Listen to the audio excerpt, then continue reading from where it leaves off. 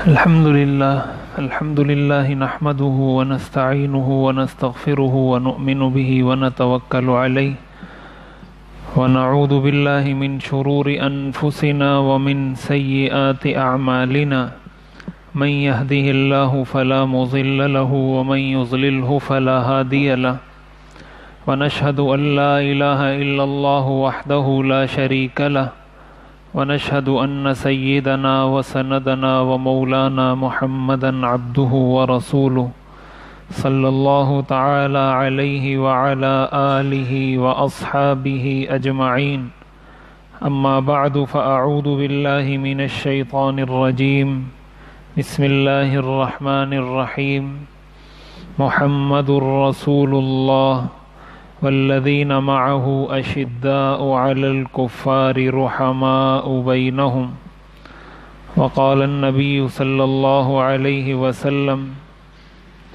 المسلم أخو المسلم أو كما قال النبي صلى الله عليه وسلم صدق الله وصدق رسوله النبي الكريم ونحن على ذلك لمن الشاهدين والشاكرين والحمد للہ رب العالمین۔ اسلام کی معاشرتی زندگی،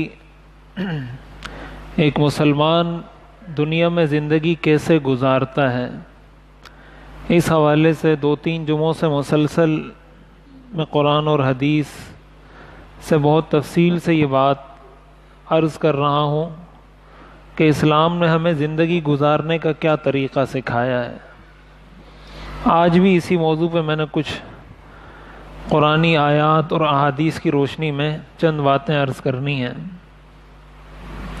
قرآن کریم میں اللہ تعالیٰ نے ارشاد فرمایا محمد الرسول اللہ، کہ محمد اللہ کے رسول ہیں صلی اللہ علیہ وسلم، والذین معہ، اور جو ان کے ساتھ ہیں، جو ان کے صحابہ ہیں، اشداء علی الکفار، وہ کافروں کے معاملے میں بڑے سخت ہیں، رحماء بینہم، اور آپس میں ایک دوسرے کے ساتھ بڑے رحم دل ہیں، آپس میں ایک دوسرے پر بڑے رحم کرنے والے ہیں، بڑا ایک دوسرے کے ساتھ نرمی کے ساتھ پیش آنے والے ہیں۔ اور انہی لوگوں کا جب کافروں سے سامنا ہوتا ہے، جب میدان جہاد میں اترتے ہیں، تو پھر ان سے زیادہ کوئی سخت بھی آپ کو نہیں ملے گا۔ یعنی وہ جب کافروں سے ان کا ٹکراؤ ہوتا ہے، جب کافروں سے ان کا مقابلہ ہوتا ہے، تو پھر وہ سخت ترین لوگ دنیا کے، اور جب کسی مسلمان کے ساتھ کوئی معاملہ پیش آتا ہے، رحماء بینہم، تو آپس میں بڑا نرمی کا تعلق رکھتے ہیں۔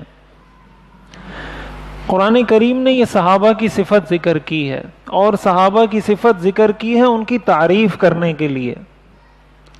قرآن نے ان کی تعریف کی ہے ان الفاظ میں، اور ایک مسلمان کو ایسا ہی ہونا چاہیے کہ اگر ایک مسلمان میدان جہاد میں کافر سے مقابلہ کر رہا ہے، تو پھر ظاہر ہے کہ میدان جہاد میں اترنے کا مقصد یہ ہوتا ہے کہ آپ اس کافر کو، اس کافر قوم کو، اس کافر فوج کو شکست دیں۔ تو اس میں آپ نے سختی ہی دکھانی ہے، اس میں اگر آپ نرمی دکھائیں گے تو یہ اسلام کا مزاج نہیں ہے، اور نہ یہ صحابہ کا طریقہ تھا، نہ یہ حضور کا طریقہ ہے۔ اور دوسرے نمبر پر جس بات کو میں واضح کرنا چاہتا ہوں کہ آپس کے تعلقات کو جو قرآن نے واضح کیا، رحماء بینہم، کہ آپس میں ایک دوسرے سے بڑی رحم دلی سے، بڑی نرمی سے پیش آتے ہیں۔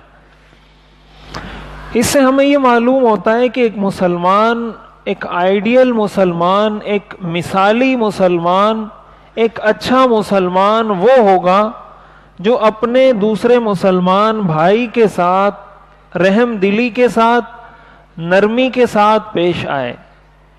اب ظاہر ہے انسان جب دنیا میں زندگی گزارتا ہے تو بہت ساری چیزیں اس کے مزاج کے خلاف ہوتی ہیں۔ مثلا گھریلو زندگی میں بیوی بہت ساری ایسی باتیں کرے گی یا بہت سارے کوئی ایسے کام کرے گی جو شوہر کو اچھے نہیں لگتے، اور شوہر ایسے کام کرے گا جو بیوی کو اچھے نہیں لگتے، بیٹا ایسے کام کرے گا جو والد کو اچھے نہیں لگتے، والد ایسا کام کرے گا جو بیٹے کو اچھا نہیں لگتا۔ آپ کا پڑوسی بسا اوقات کوئی ایسی حرکت کر بیٹھے گا کہ وہ آپ کو اس پر غصہ آئے گا. آپ کا کوئی رشتہ دار، کوئی چچا زاد، کوئی ماموں زاد کبھی آپ کے بارے میں کوئی ایسی بات کر دے گا کہ آپ کے دل میں اس کے لیے بغض اور نفرت پیدا ہو جائے گی. زندگی نام ہی اسی چیز کا ہے. اور یہ ساری، جب انسان ایک معاشرے میں زندگی گزارتا ہے تو یہ ساری چیزوں سے ہر انسان کو مقابلہ کرنا پڑتا ہے. یہ ساری چیزیں اس کو پیش آتی ہیں. آپ جس معاشرے میں بھی رہیں گے، اس کی وجہ یہ ہے کہ یہ چیزیں فطری ہیں. مثال کے طور پر آپ کے ساتھ کوئی برا کرتا ہے، آپ کو کوئی آپ کے لیے نقصان کا سبب بنتا ہے، تو آپ کے دل میں فطری طور پر نفرت پیدا ہوگی. آپ کو فطری طور پر غصہ آئے گا کہ کیوں اس نے میرے ساتھ یہ ظلم کیا. تو شریعت اس چیز سے آپ کو نہیں روکتی کہ آپ کو غصہ نہیں آنا چاہیے. اس لیے نہیں روکتی کہ غصہ آنا یہ ایک فطری عمل ہے. آپ کو کسی نے تکلیف پہنچائی تو آپ کو غصہ آئے گا، اس لیے کہ آپ انسان ہیں. جو انسان ہوتا ہے اس کو غصہ آتا ہے.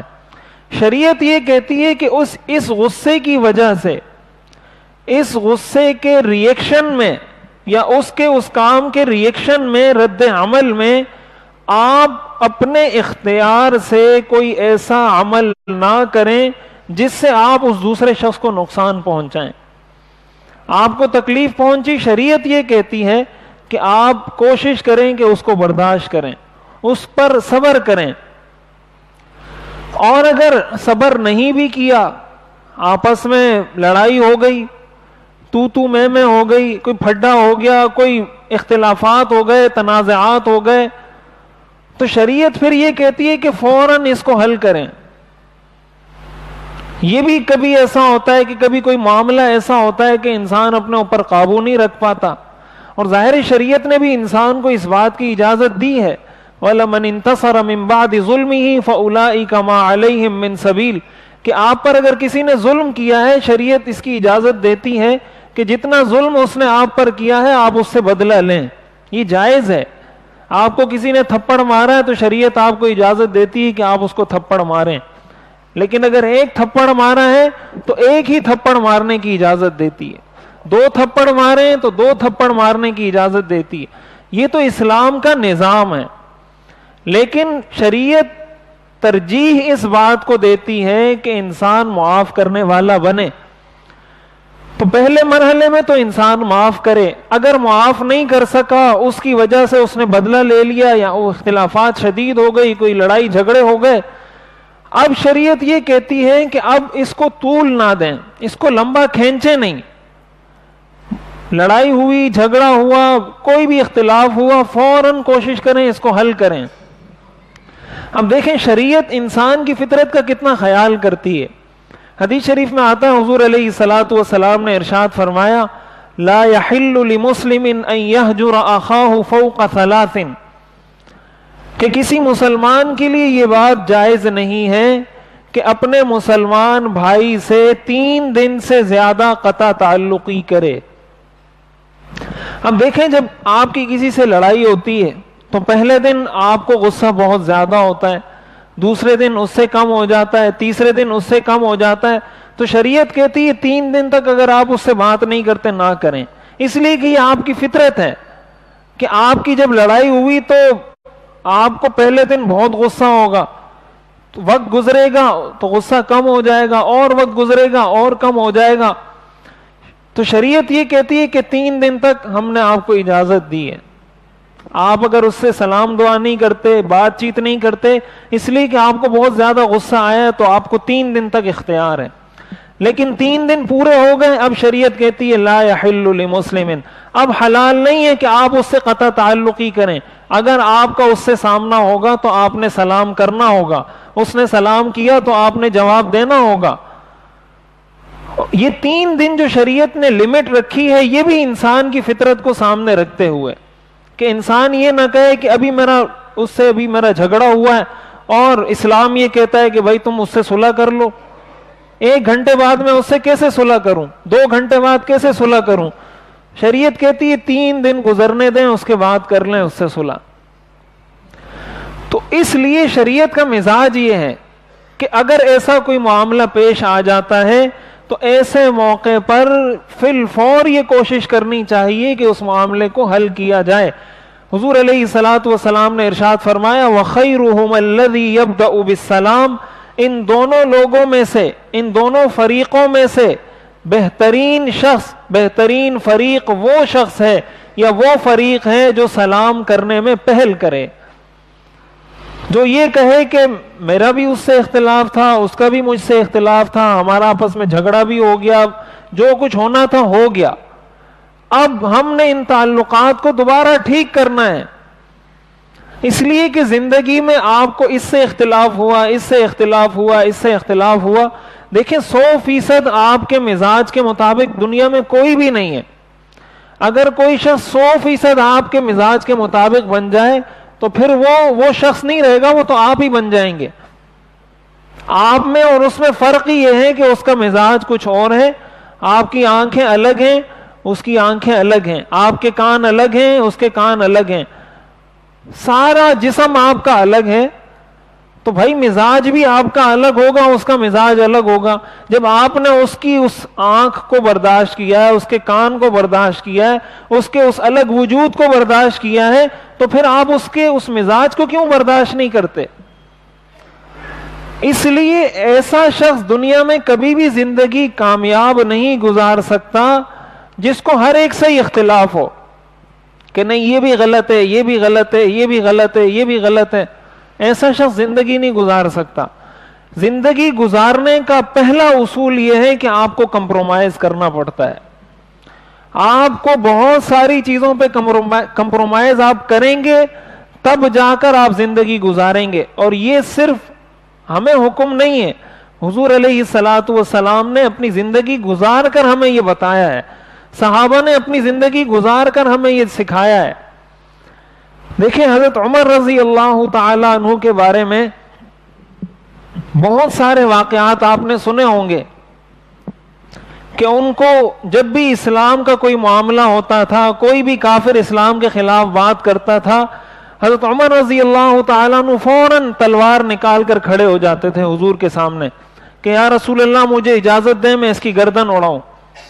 جب بھی ایسا کوئی واقعہ ہوا حضرت عمر کی موجودگی میں تو حضور کے جواب دینے سے پہلے حضرت عمر تلوار نکال لیا کرتے تھے اور فرماتے تھے یا رسول اللہ مجھے اجازت دیں، لیکن حضور علیہ الصلوۃ والسلام ان کو روکا کرتے تھے. ایک مرتبہ یہ ان کا معاملہ تھا کافروں کے ساتھ، یہ ان کا معاملہ تھا دین کے دشمنوں کے ساتھ. ان کے بہت سارے واقعات آپ نے سن رکھے ہوں گے. حضرت عمر رضی اللہ تعالیٰ عنہ ان کا مزاج کیسا تھا، ان کا رہن سہن کیسا تھا. ایک دفعہ حضرت ابوبکر صدیق رضی اللہ تعالیٰ عنہ اور حضرت عمر رضی اللہ تعالیٰ عنہ آپس میں بیٹھے ہوئے تھے، کوئی بات کر رہے تھے تو ان کی آپس میں باتیں تیز ہو گئیں ایک دوسرے پر، جیسے غصہ انسان کرتا ہے. اور حضرت ابوبکر صدیق رضی اللہ تعالیٰ عنہ نے حضرت عمر رضی اللہ تعالیٰ عنہ کو بہت غصے سے ڈانٹا اور بہت زیادہ ان کو سخت جملے کہے حضرت عمر رضی اللہ تعالیٰ عنہ کو.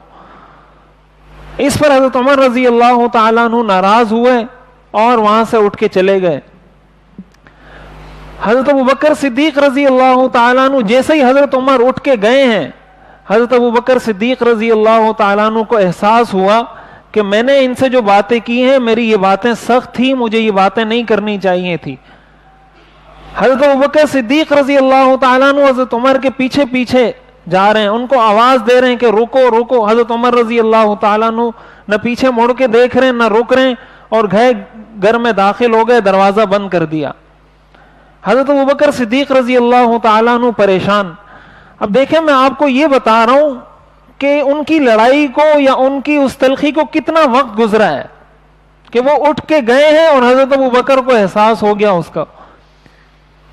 تو جب حضرت عمر نے دروازہ بند کیا، حضرت ابوبکر پریشان فوراً حضور علیہ الصلوۃ والسلام کی مجلس میں پہنچے. اور حضور علیہ الصلوۃ والسلام نے جیسے ہی حضرت ابوبکر صدیق رضی اللہ تعالیٰ عنہ کو دیکھا، حضور سمجھ گئے. آپ نے صحابہ سے فرمایا اما صاحبکم فقد غامر، تمہارا یہ دوست، تمہارا یہ بھائی کسی سے لڑ کے آ رہا ہے. حضرت ابوبکر صدیق رضی اللہ تعالیٰ عنہ بیٹھے. تو حضور علیہ الصلوۃ والسلام کو سارا قصہ سنایا کہ میں ان کے پاس بیٹھا ہوا تھا، انہوں نے مجھے یہ کہا، میں نے ان کو یہ کہا. اب حضرت ابوبکر حضور علیہ الصلوۃ والسلام کے پاس بیٹھے ہوئے ہیں. حضرت عمر رضی اللہ تعالیٰ عنہ کو ابھی تھوڑی دیر پہلے اتنا غصہ تھا کہ پیچھے مڑ کے نہیں دیکھ رہے تھے. ابھی وہ گھر میں گئے تو ان کو احساس ہوا کہ یہ تو حضور کے اتنے قریبی صحابی ہیں اور حضور علیہ الصلوۃ والسلام کو ان سے اتنی محبت ہے. ان کو فوراً احساس ہوا کہ میں نے حضرت ابوبکر کی آواز پر جو لبیک نہیں کہا، جو پیچھے مڑ کر نہیں دیکھا، یہ میں نے غلط کیا ہے، مجھے ان سے معافی مانگنی چاہیے. اس لیے کہ انہوں نے مجھے آواز دی، میں نے ان کو جی تک نہیں کہا، ہاں تک نہیں کہا، مڑ کر نہیں دیکھا، یہ ان کی بے ادبی ہے. انہوں نے حضرت ابوبکر صدیق رضی اللہ تعالیٰ عنہ کو تلاش کیا، کہیں نہیں ملے. وہ بھی حضور کے پاس پہنچ گئے اپنا واقعہ بتانے کے لیے. حضرت ابوبکر صدیق بھی پہنچے ہوئے ہیں، اتنی تھوڑی دیر میں حضرت عمر بھی پہنچ گئے. اور جب حضرت عمر رضی اللہ تعالیٰ عنہ تشریف لائے تو انہوں نے حضور علیہ الصلوۃ والسلام کو دیکھا. حضور علیہ الصلوۃ والسلام کا چہرہ مبارک غصے سے سرخ ہو گیا تھا، اور اس پر حضور علیہ الصلوۃ والسلام نے حضرت عمر رضی اللہ تعالیٰ عنہ کو ڈانٹا. اور اس سے حضرت ابوبکر صدیق رضی اللہ تعالیٰ عنہ کی اسلام میں اہمیت کا پتہ بھی چلتا ہے. حضور علیہ الصلوۃ والسلام نے غصے میں ارشاد فرمایا، ان اللہ عز وجل بعثنی الیکم فقلتم کذبت وقال ابو بکر صدقت، کہ جب اللہ نے مجھے رسول بنا کر بھیجا تھا تم سب نے کہا تھا کہ تو جھوٹا ہے، اس ابو بکر نے کہا تھا کہ یہ سچا ہے. اور اس کے بعد حضور علیہ الصلوۃ والسلام نے فرمایا، واسانی بنفسہ ومالہ، اس نے اپنی جان سے بھی میری مدد کی ہے، اپنے مال سے بھی مدد کی ہے. فہل انتم تارکو لی صاحبی، کیا تم میرا یہ ایک دوست میرے لیے رہنے دو گے یا نہیں رہنے دو گے؟ یہ میرا ایک دوست ہے، کیا تم اس کی دوستی میرے ساتھ برقرار رکھنا چاہتے ہو یا نہیں رکھنا چاہتے؟ حضرت ابوبکر فرماتے ہیں، جب میں نے حضور کے غصے کو دیکھا تو میں نے کہا، انا کنت ازلم یا رسول اللہ، ظلم میں نے کیا تھا، انہوں نے نہیں کیا.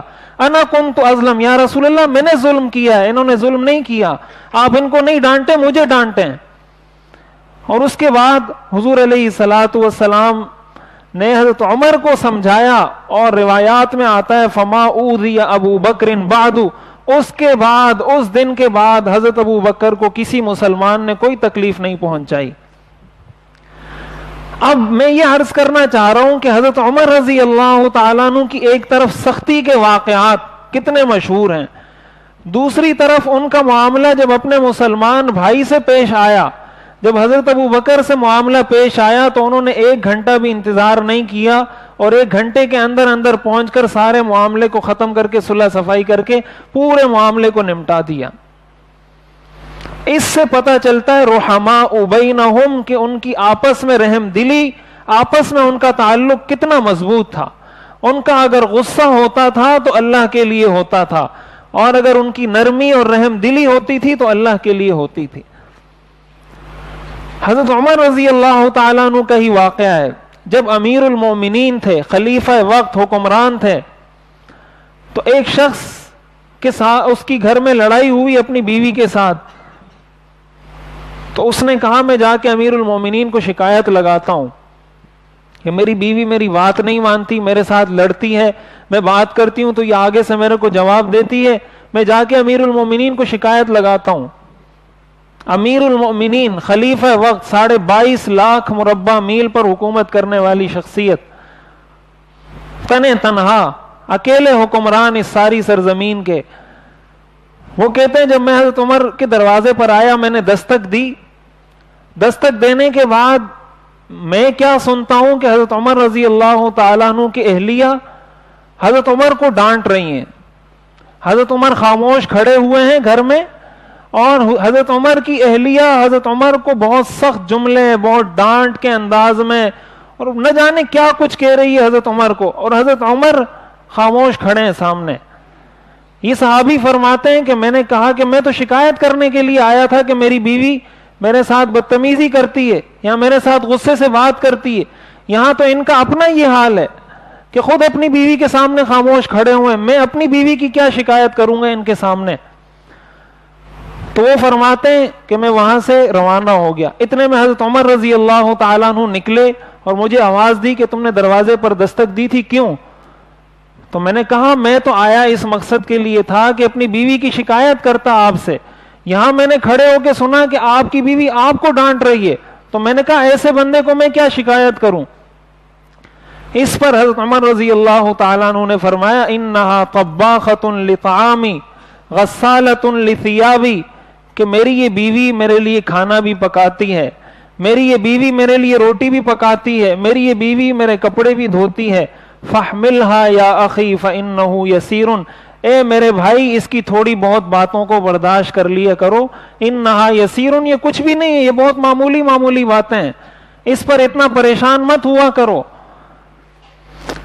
اب حضرت عمر کا آپ ایک وہ رخ دیکھیں کہ جب کسی کافر نے کوئی معاملہ کیا تو فوراً تلوار لے کر کھڑے ہو گئے، اور ایک طرف دیکھیں کہ بیوی کے ساتھ ان کا معاملہ، کہ وہاں ان کی بہادری، وہاں بہادری نہیں دکھا رہے، وہاں شجاعت نہیں دکھا رہے کہ یہ میری بیوی ہے، میں اتنا بڑا آدمی ہوں، خلیفۃ المسلمین ہوں، مسلمانوں کا بادشاہ ہوں، امیر المومنین ہوں، اور میری بیوی میرے سامنے یہ بات کرے، اس کی جرت کیسے ہو؟ وہاں ان کا رویہ یہ نہیں تھا۔ رحماء بینہم، آپس میں بڑے رحم دل تھے، اشداء علی الکفار رحماء بینہم۔ اور یہ جب انسان کا دل، اس کے دل میں وسعت آتی ہے، وہ اپنے دل کو بڑا کرتا ہے، تو پھر یہ باتیں اس کو بہت معمولی معمولی لگتی ہیں۔ ہمارا مسئلہ یہ ہے کہ ہمیں اپنے گھر سے باہر، اپنی زندگی سے باہر کسی کی فکر، کسی کا غم نہیں ہوتا کہ مسلمانوں کے ساتھ کیا ہو رہا ہے، کافر مسلمانوں کے ساتھ کیا کر رہے ہیں، مسلمانوں کے دشمنوں کا رویہ کیا ہے، مسلمان ممالک کی حالت کیا ہے۔ ہماری لڑائی ہوگی زیادہ سے زیادہ بھائی کے ساتھ، چچا کے ساتھ، ماموں کے ساتھ، وہ ہماری زندگی کا سارا مقصد بن جائے گا کہ چچا کہے گا بھتیجے کو زیر کروں، بھتیجا کہے گا کہ اپنے چچا کو نیچے کروں، ماموں بھانجے کو، بھانجا ماموں کو، اسی میں ساری زندگی گزر جاتی ہے۔ اگر اس کو یہ پتا ہو کہ یار امریکہ ہمارے ساتھ کیا کر رہا ہے، ہمارے ساتھ ہمارے دشمن کیا کر رہے ہیں، ہمارے مسلمانوں پہ کیا گزر رہی ہے، برما میں کیا ہو رہا ہے، شام میں کیا ہو رہا ہے، عراق میں کیا ہو رہا ہے، یہ اتنے ممالک میں ہمارے مسلمانوں کے ساتھ کیا ہو رہا ہے، تو وہ کبھی بھی اپنے بھائی سے نہیں لڑے گا، وہ کہے گا چھوڑو یار یہ بھی کوئی لڑنے کی بات ہے، اس بات کو چھوڑو، ان مسائل کو حل کرو، ان کے پیچھے پڑو۔ لیکن وجہ کیا ہے؟ جب انسان اپنی نفسی پر آتا ہے کہ میری گاڑی، میرا بنگلہ، میری زندگی، بس میں ٹھیک ہو جاؤں، میری اولاد ٹھیک ہو جائے، جب انسان کا یہ مزاج بنتا ہے، اور ظاہر ہے یہ اسلام کا مزاج نہیں ہے، اس کا نتیجہ یہ ہوتا ہے کہ پھر اس کا جو ہدف ہوتا ہے، جو اس کا گول ہوتا ہے، جو اس کا منزل ہوتی ہے، وہ بہت چھوٹی ہوتی ہے۔ تو اس لیے اس منزل کی راہ میں جو بھی رکاوٹ آتی ہے وہ اس کو اپنا دشمن بھی سمجھتا ہے، اس سے لڑتا بھی ہے۔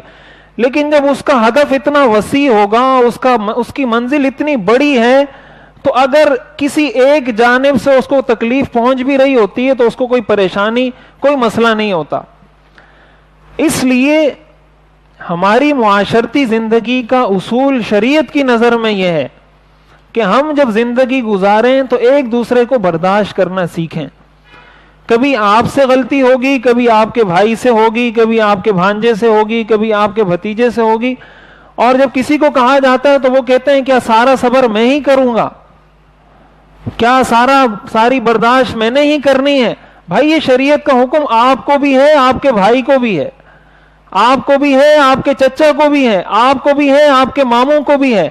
لیکن اگر آپ کا ماموں نہیں کر رہا، اگر وہ نماز نہیں پڑھتا، تو آپ یہ کہیں گے کہ کیا 5 نمازیں میں ہی پڑھوں گا؟ میرا ماموں تو ایک بھی نہیں پڑھتا، میں 5 پڑھتا ہوں، تو یہ 5 نمازیں اللہ نے میرے اوپر فرض کی ہیں۔ بھائی اللہ نے آپ پر فرض نہیں کی، اس پر بھی فرض کی ہیں، لیکن اگر وہ نہیں پڑھتا، وہ اپنے آپ کو جہنم میں لے جا رہا ہے، وہ جہنم میں جائے گا تو آپ بھی جائیں گے۔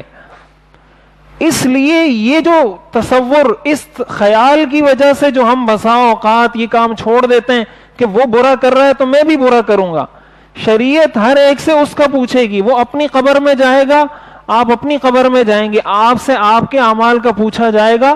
لہا ما کسبت ولکم ما کسبتم ولا تسألون عما كانوا يعملون، جو اس نے کیا اس کا جواب اس نے دینا ہے، جو تم کر رہے ہو اس کا جواب تم نے دینا ہے۔ ولا تسألون عما كانوا يعملون، اس کے عمل کا سوال تم سے نہیں ہوگا۔ اس لیے گھروں کے اندر ایک یہ بات میں عرض کر کے بات ختم کرتا ہوں. حضور نے فرمایا کسی مسلمان کے لیے حلال نہیں ہے کہ 3 دن سے زیادہ اپنے مسلمان بھائی سے قطع تعلقی کرے. اگر کسی مسلمان نے 3 دن کے بعد بھی قطع تعلقی کی اور وہ اس حالت میں مر گیا, سیدھا جہنم میں داخل ہوگا. یہ حضور علیہ الصلوۃ والسلام کی حدیث ہے. اور ہمیں گارنٹی تو ہے نہیں کہ میں نے ابھی نہیں مرنا, 1 گھنٹے بعد نہیں مرنا یا 1 دن بعد نہیں مرنا, پتہ تو ہمیں ہے نہیں کب مرنا ہے کب نہیں مرنا.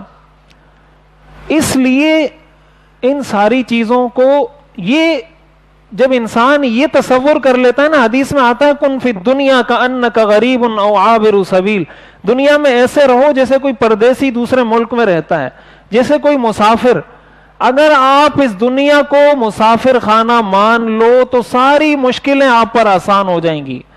انسان جب سفر میں جاتا ہے, بس میں بیٹھا ہوتا ہے, ٹرین میں بیٹھا ہوتا ہے, تو کبھی اس کی نیند پوری نہیں ہوتی, کبھی اس کو مطلب کا کھانا نہیں ملتا, کبھی اس کو مطلب کہ لیٹنے کے لیے جگہ نہیں ملتی, کبھی اس کو آرام نہیں ملتا. وہ کہتا ہے یار چلیں 3 دن بعد سفر ختم ہو جائے گا, گھر میں جا کے آرام کر لوں گا. تو یہ جو ساری دنیا کی زندگی ہے نا, یہ آخرت کے مقابلے میں 3 دن بھی نہیں ہے, 1 دن بھی نہیں ہے. قیامت کا 1 دن قرآن کریم میں آتا ہے دنیا کے 50,000 سال کے برابر ہے. قیامت کا 1 دن 50,000 سنہ, 50,000 سال قیامت کا 1 دن ہے. تو یہ دنیا کی زندگی اس کے سامنے کیا حیثیت رکھتی ہے. تو جب بھی کوئی مشکل آئے, کوئی پریشانی آئے, کوئی ٹینشن آئے, یہ سمجھ کر اپنے دماغ سے ٹال دیں کہ یار یہ تو مسافر خانہ ہے, 60 سال 70 سال کی تو کل زندگی ہے. اس زندگی میں کسی سے لڑ کے, کسی سے جو ہے نا اختلافات کر کے, کسی سے جھگڑ کے کرنا کیا ہے. اصل تو آخرت کی وہ منزل ہے. حضرت عمر رضی اللہ تعالیٰ عنہ ایک مرتبہ حضور علیہ الصلوۃ والسلام چٹائی پر لیٹے ہوئے تھے. جب آپ اٹھے تو آپ کے جسم پر چٹائی کے نشانات تھے, بہت سخت چٹائی تھی وہ. حضرت عمر رضی اللہ تعالیٰ عنہ نے دیکھا تو رونے لگے. حضور نے فرمایا آپ روتے کیوں ہیں؟ حضرت عمر نے فرمایا میں قیصر و کسریٰ کے واقعات پڑھتا ہوں کہ ان کے پاس ایسے نرم ملائم گدے, ان کے پاس لیٹنے کے لیے سونے کے لیے ایسے عجیب عجیب محل, اور آپ اللہ کے پیغمبر ہیں, خاتم الانبیاء ہیں, آپ کی یہ حالت ہے, مجھے اس بات پر رونا آتا ہے. حضور نے فرمایا اے عمر کیا تم اس بات پر راضی نہیں کہ ان کو اللہ دنیا دے دے اور ہمیں آخرت دے دے؟ اور پھر آپ نے فرمایا میری مثال اور ان لوگوں کی مثال اس شخص کی سی ہے جو آدمی سفر کر رہا ہو, اس کو راستے میں کوئی درخت نظر آئے, اس درخت کے نیچے تھوڑی دیر کے لیے وہ آرام کرے اور پھر وہاں سے چلتا بنے, اس درخت کو چھوڑ دے. میں تو دنیا میں ایسا مسافر ہوں. حضور علیہ الصلوۃ والسلام کا جب وصال کا وقت ہوا, حضرت فاطمہ رضی اللہ تعالیٰ عنہ حضور کے سرانے بیٹھی تھیں. حضرت فاطمہ پکارنے لگی یا ابتا یا ابتا, اے میرے ابا جان, اے میرے ابا جان, رونے لگی. حضور کو جب دیکھا کہ حضور کا آخری وقت ہے, حضور علیہ الصلوۃ والسلام نے حضرت فاطمہ سے فرمایا کہ رو نہیں, آج کے بعد تیرے والد پر کوئی بھی پریشانی نہیں آئے گی, ساری پریشانیوں کا سلسلہ آج کے بعد ختم ہو گیا.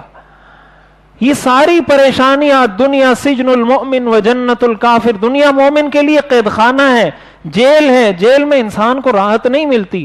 جب بھی کوئی مشکل آئے یہ سمجھیں کہ یہ مسافر خانہ ہے, یہ سمجھیں کہ یہ جیل ہے. جیل میں تو تکلیفیں ہی پہنچتی ہیں, اگر کہیں سے راحت پہنچ جائے تو یہ اللہ کا بڑا فضل ہے. جب یہ تصور بنا لیں گے تو زندگی آپ کی مشکل نہیں ہوگی, بڑے چین سے بڑے اطمینان سے گزرے گی. اللہ تعالی ہمیں سمجھنے اور عمل کرنے کی توفیق عطا فرمائے. وما علینا الا البلاغ.